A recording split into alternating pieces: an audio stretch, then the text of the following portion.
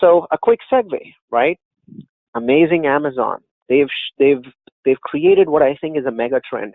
Companies realizing that they can get $10 billion headquarters for free because cities are lining up at this point of time to invite companies like Amazon in because they want that shift, that technological shift that comes with a tech-savvy company like Amazon.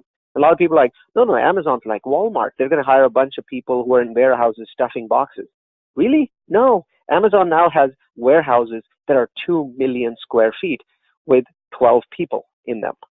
So they've automated the warehouses. Amazon is actually hiring white-collar workers. They're hiring programmers. They're hiring office-type people. They're hiring folks that, force companies in China to reduce their prices when they're listing on Amazon. So it's actually a very good, high-paying workforce. And Amazon's saying, this is how we get a completely free headquarter, because now cities are throwing billions, and in certain cases, tens of billions of dollars in tax benefits at Amazon.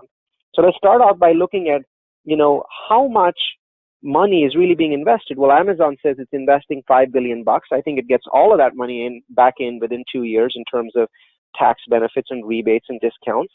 And then how many jobs? Amazon says 50,000. Actually, that number might be on the lower side because the ecosystem will create another 50 to 100,000 jobs. So when you create a job, you actually create two supporting jobs that support that new job. And so you actually might create as many as 150,000 jobs.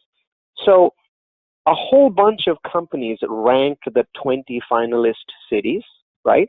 So the Wall Street Journal did it, the New York Times did it, CNBC, Bloomberg. And what we did was we aggregated all of their listings to come up with our top three, because we don't know which ones of them are really doing their due diligence. So we aggregated it. And based on that, the city that comes in at number 3 is Austin. And why Austin, right?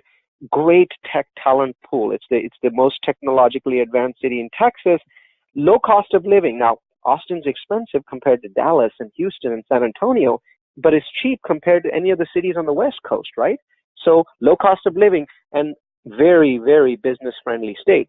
But the downside with Austin is the airport's not very large and it is not a logistics hub, which is probably why Boston at number 2 did well. It has an even deeper tech talent pool, very educated workforce, and it has an advantage that Austin doesn't have. It is literally on the other side of the country from where Amazon is in Seattle, right? You couldn't possibly get any further than Boston, except maybe if you were going to Miami.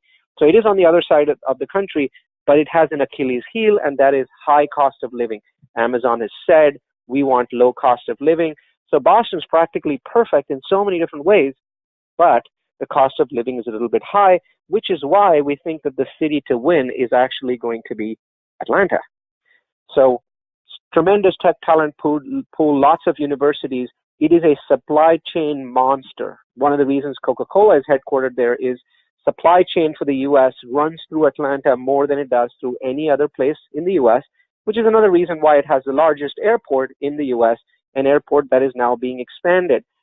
Atlanta has amazingly low cost of living, and it also happens to be more or less in the other side of the country. So we think that Atlanta has a superb shot at winning. Now, as to those of you that may want to invest in Atlanta, where do we invest? I would say go near the airport.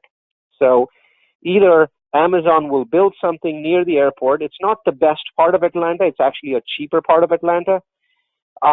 Even if it doesn't, all of its suppliers will start building close to the airport. Amazon's very tied to having great airline facilities for its needs.